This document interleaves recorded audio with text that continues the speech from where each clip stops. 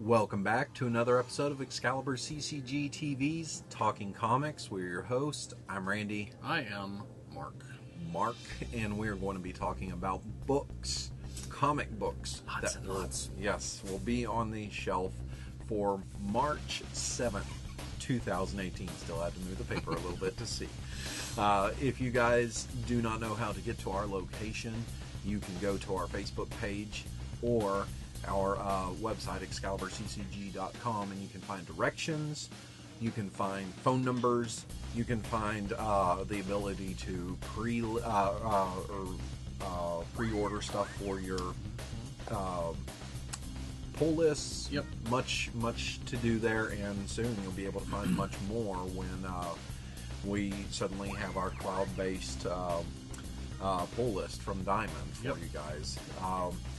And it's also important to know how to get to our shop in case you've never been here before, because we have a big announcement for you. Yes, we do. We have something that's going on April 5th to 8th. Mark, what is it? It's a mega sale! It's a mega sale. That means that everything in the store is going to be somewhere between 10 and 75% off.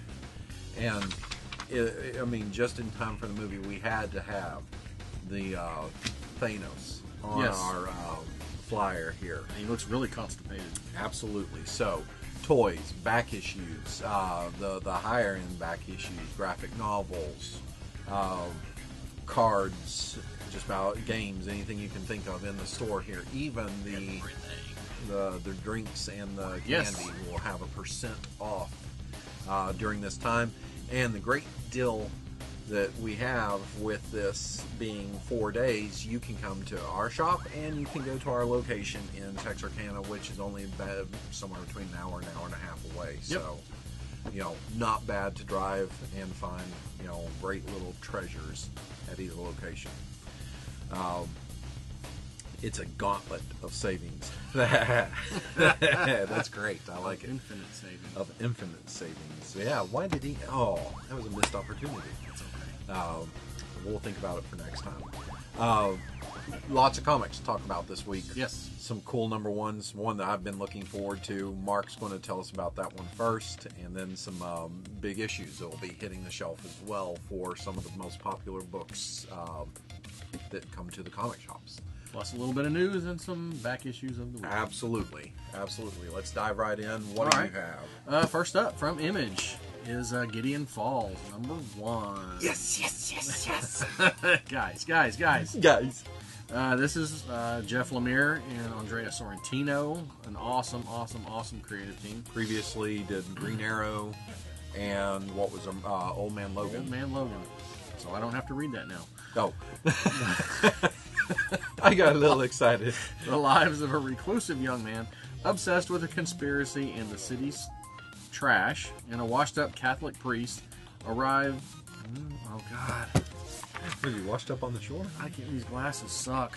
The lives of a reclusive young man obsessed with a conspiracy in the city's trash and a washed-up Catholic priest arriving in a small town full of dark secrets become intertwined around the mysterious legend of the Black Barn, an otherworldly building that is alleged to have appeared in both the city and the small town throughout history, bringing death and madness in its wake. Rural mystery, and urban horror collide in this character-driven meditation on obsession, mental illness, and faith. My God, it's been a long day. Yeah, it definitely has. It's been a long week. But all you guys really need to know is you have two of the best creators in the comic industry right now getting together for a third time. This is the trifecta, the trinity. Three times. That's right. And it's Image Comics, which always puts out quality comics there. So that is all equals a must-get comic. For me, I'm going to be talking to you about Dynamite Comics, giving us Green Hornet number 1, written by the lady that must have had put in her contract she will write every book at Dynamite. Amy Chu is writing yet another book, and she's joined by Herman, or German, Aramosp. They must be doing this to me on purpose with just throwing letters out there, because is. I don't know how. I've never seen that name before. Erramouspe. Moose. I don't know. But he could have his own club, though. That's right. Mouseketeers. Mouseketeers. If you guys don't know who the Green Hornet is already, well, you're going to find somebody else new being the Green Hornet. But Britt Reed originally was, and he has gone missing.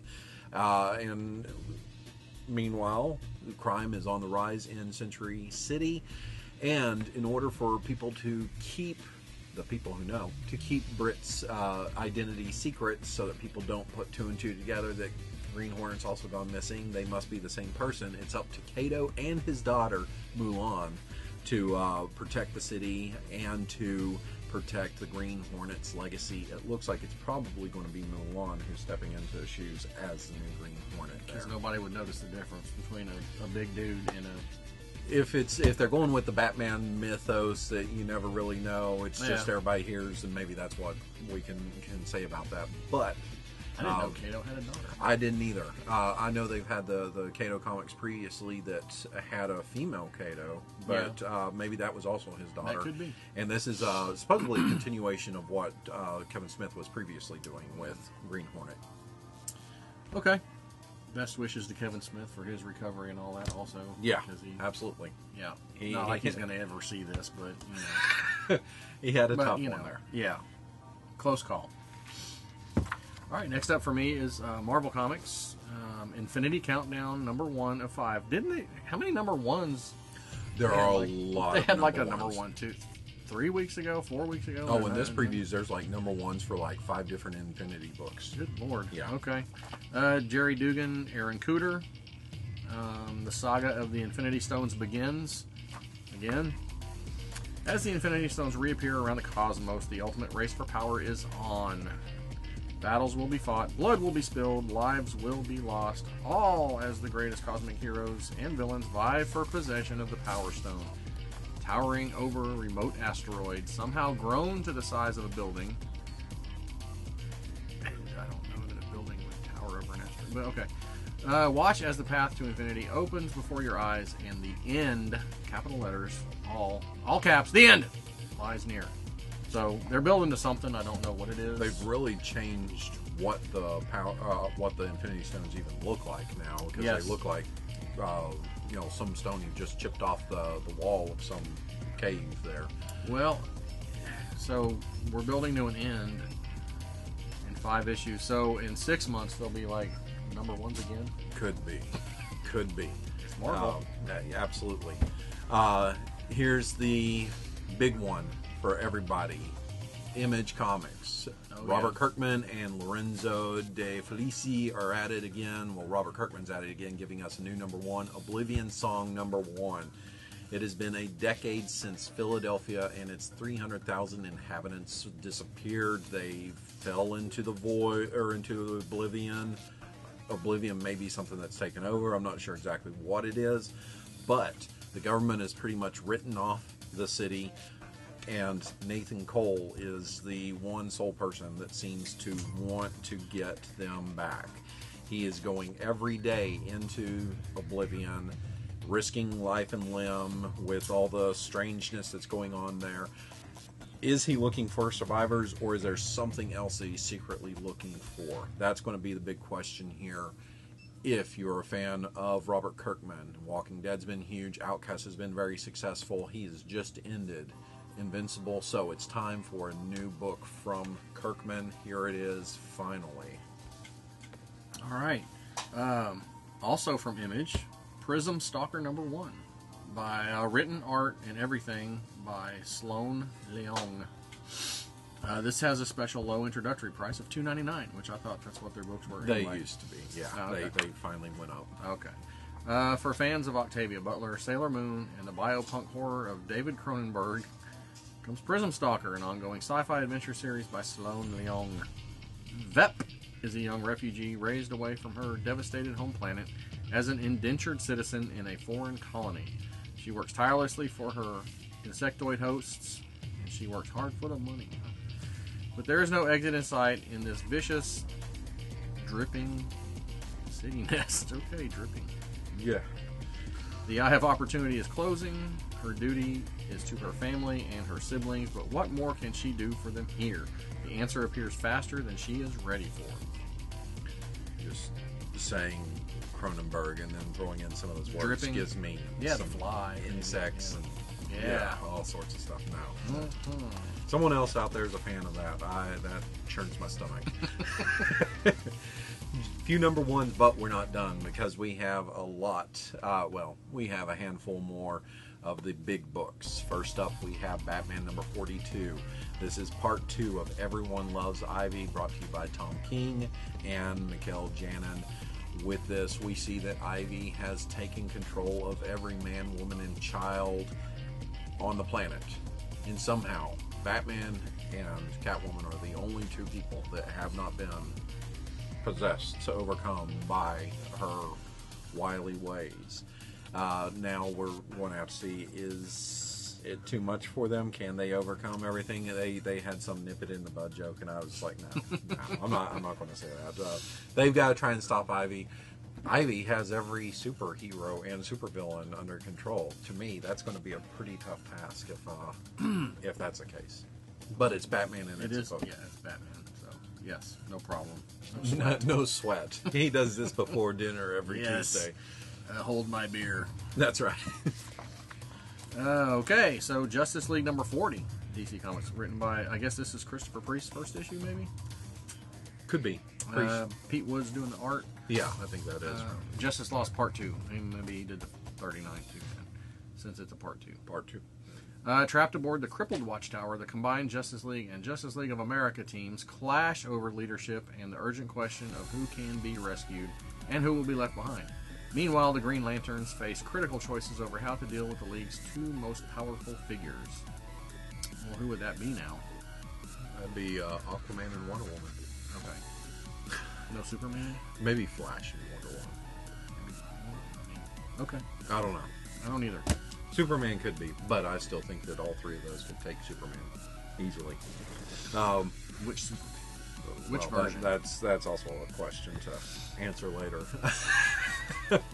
Star Wars Comics, or Marvel Comics, has a Star Wars number 44. This is Kieran Gillen and Salvador LaRocca. Guys, if you are a fan, if you are a fan of the first Darth Vader series that Marvel put out, this is the same creative team behind that. This is their third book in the series since they've come on board, and they are writing a special book for the Rebellion. The Rebellion is looking for a few good men. They need you to help overthrow the Empire. And you'll be a general right away. Most likely. You'll get your own ship and droid and Wookiee and everything else. I don't know. Little pocket Wookiee. That's right. It sounds naughty.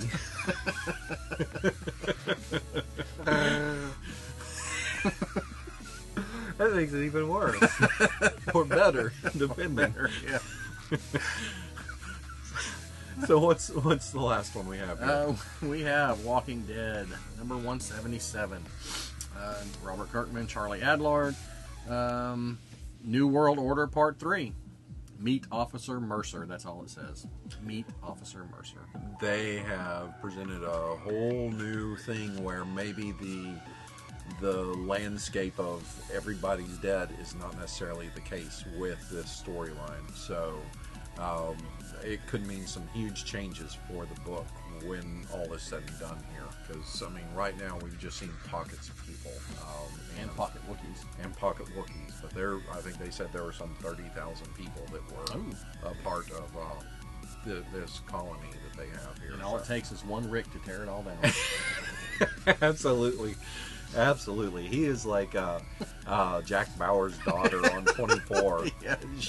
Everybody she came across died. Yeah. That'd be one of the things. If I had my big breakout role and they're like, yeah, we want you to read for this part. Oh, yeah, great. Who is it? What, am I working with Jack Bauer? No, it's his daughter. Oh, no. I'm going to be there for like half an episode and then I'll die. But That may be a little bit of a dated rant, but Well, that's okay. That's but I mean, it's the same thing with Rick. Hey, Rick, look at this new city. Hey, this is great. You guys are doing great. Let me burn it all down. It must be mine. I must be in charge, and it must go away. You're doing it all wrong. So those are your comics, and now on to some comic book news. Right now, everything is just pouring out of conventions. Yeah, and we'll have more next week. yeah, I'm sure. everything. So, quick look at what Marvel has for us. ECCC. Yeah, this has been over the last week or so that they've been releasing little tidbits of their relaunches and all that. And Amazing Spider-Man, I think in June, is coming out with a new #1 by Nick Spencer and Ryan Ottley. Finally, somebody new on board Spider-Man. No more Dan Slott. So, and then on July 4th, take a guess. Captain America #1 by Ta-Nehisi Coates and Lionel Yu. And covers by Alex Ross, from what I understand. Yeah. And then also in June, after the one shot of whatever it was, Valhalla something or other, there's going to be a new Thor #1 by Jason Aaron and Mike Del Mundo. Yeah, Aaron's still there.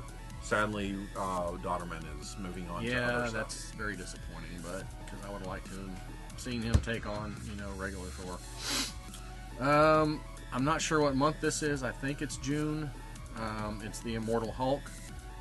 New #1 there. Al Ewing and Joe Bennett. Al Ewing says he's doing more of a horror take. That doesn't matter what happens to Bruce Banner, the Hulk will, when the sun falls, the Hulk will come out. So. Okay. And the one we just saw today, Doctor Strange in Space. That's right. That's in July, I believe. July. Mark Waid and Jesus Says, is on the art. They've also announced, I think there's going to be like Punisher in space. Really? They've got a Punisher book that's going to be making its way Everybody's there. going So to space. everybody's in space. Also announced just today, today for us, Friday for everybody else, is that Bendis' first 2 books of his own imprint have been announced. The first is what was it called?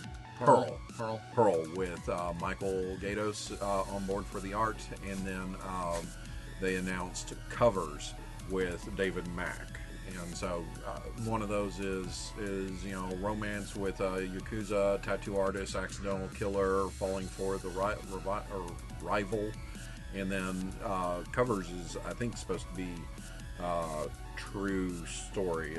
I don't think it's fictional. So he's brought a couple of his old homies over there to DC already. Absolutely. We all wondered how long it would take. Not long at all. Did not take long. So it's the freedom of the guys who are the indies. They love to be able to create their own thing, and DC's giving them that chance. They have a strong history of mature titles and independent prints. And they've got what is that one that they're coming out with? The Black something? Black Label? Black Label, Is that what it is? Yeah, it's going to be adult-ish, mature superhero stories and all that. Yeah, the only one that we know right now, Kelly Sue DeConnick, is going to be on board for Wonder Woman with that. Yes, and allegedly it's launching with the trade paperback for Batman White Knight.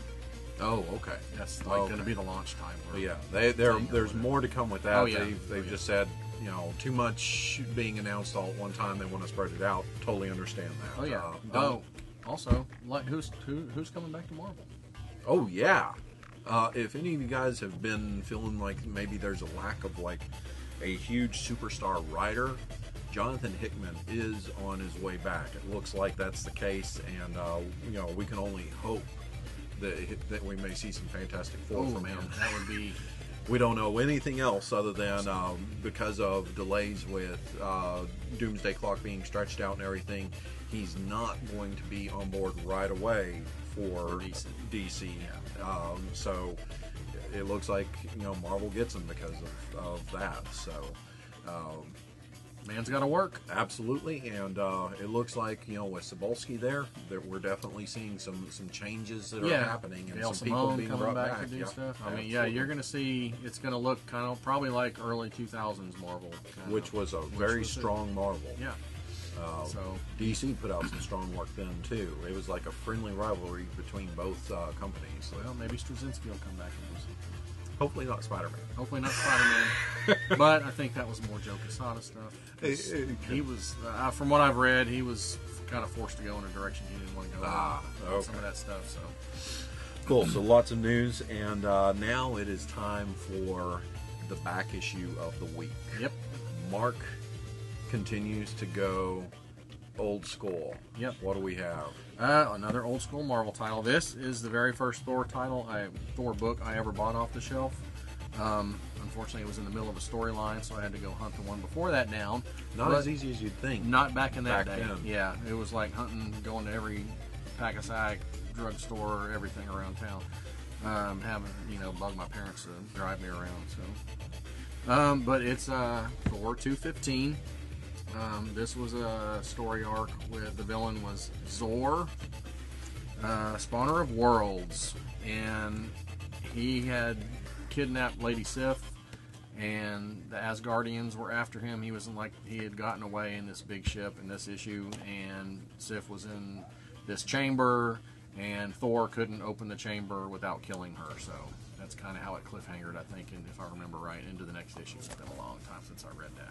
But yes, another old school Marvel. Not a bad price on it at all. Not at all. And this immediately launched Thor as my favorite character. So You can understand why. For me, I'm going newer, but it was I didn't start as young as you with reading comics. I was a senior in high school when I started, and Uncanny X-Men 316 was one of these books that I absolutely fell in love with. Why? There were a couple of reasons. It was the first part of the Phalanx Covenant, which was just a cool story where what happens when all of the X-Men are kind of taken over by this techno-organic virus kind of thing and become a hive mind of some sort. You've got White Queen and Sabretooth basically being the people that have to pull in these new mutants, this next generation of mutants, to be able to save the day. And it's the story that brought about a beloved character that Marvel, made people fall in love with Blink, and then did nothing with her for years long and time. years and years. until Age of Apocalypse. Huh? Well, Age of Apocalypse happened shortly after this, Yeah. and she was there, but then there was nothing. Then there was after nothing. that. Yeah, It was probably about until 10 years Exiles, or more. I guess. Is what Right. Yeah. Yeah, they brought her version from The Age of Apocalypse into that. Yeah. So, but this had the Joe Mad art. I was not reading comics at the time when the big people were Jim Lee and Mark Silvestri and on X-Men. Joe Mad was my first introduction onto X-Men, so there's a soft spot in my heart for that. But I love the Generation X group, and this was their intro into it. M and Sync, Jubilee, Chamber, Skin, that whole crew Husk. was just great. Husk, and it was just back then balls to the wall fun story. I mean, $3.99 for the price on this. It was a 4-part story that was just phenomenal, and like Mark said, shortly thereafter we had, it was just about 4 issues later, we had the Age of Apocalypse starting. Yeah. So absolutely one I would recommend for you guys to pick up. It went through Uncanny X-Men for 2 issues and the regular X-Men book for 2 issues, like number 36 and 37. So we always have a copy of them on board, easy to get a hold of. Yep. So back issues of the week, good picks both places. I have Thor I'm going to have to pick down the road there that I liked. This was John Buscema art on this stuff. I was going to ask if that's my Thor's when he's wearing like the weird slingshot one piece. Oh, no, God. that was a little awkward. Yes, that was very awkward. Just I don't know. It was weird. That was just It was weird. Very weird. It looked like the girls in the 90s posters on it from like Body Glove and stuff with a little slingshot thing. He was wearing one of those piece of dental floss. Yeah, that was Who really came up with that? I don't know. I don't either. but It was as bad as should Wasp be slapped. turning into an actual wasp. Yes, that was pretty bad too. That was pretty bad too. The 90s brought us some bad stuff. Yeah, absolutely. So lots of fun here this week, guys, to talk about the comics that are coming out for you. Talk about your back issue, whether or not you've read the ones that we picked here, and the news that's coming out for Marvel this week. So jump right into that conversation. Make sure that while you're doing that, you're liking, sharing our video, subscribing to it if you have not done so.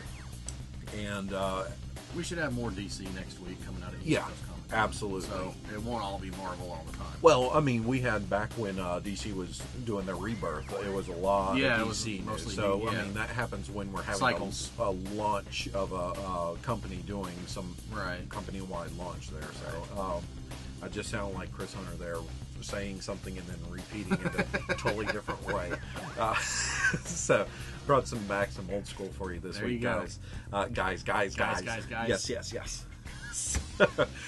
You know who we are. We're Excalibur Comics, and you can follow us along with us on our Facebook page, on our website, ExcaliburCCG.com. Remember, start that pull list with us, and make sure that you start adding books that you see us listing every single week. Yes, stuff sells out so fast now. Absolutely. And stuff sells out at Diamond Fast, and we have to wait for second prints, and if they even do one. I mean, just Mira flew out of here. Yeah. Terrifics flew out of here. Beef flew out of here. Beef did fly. It was. It's amazing how quickly these books go, and so it is very important that you get on board with your pull list so that you can pick these books up weekly or monthly as we ask. We did get more Terrifics in. So yeah, Terrifics and Mira. So yes, you can get those. So anything else to add? No, I think the Hulk and Venom are getting really impatient behind us. Yeah, we've had a little more to talk about. Angry. We wouldn't like them when they're angry. No. So until next time, read great comics, comment on the video below, and we'll see you next week. Bye.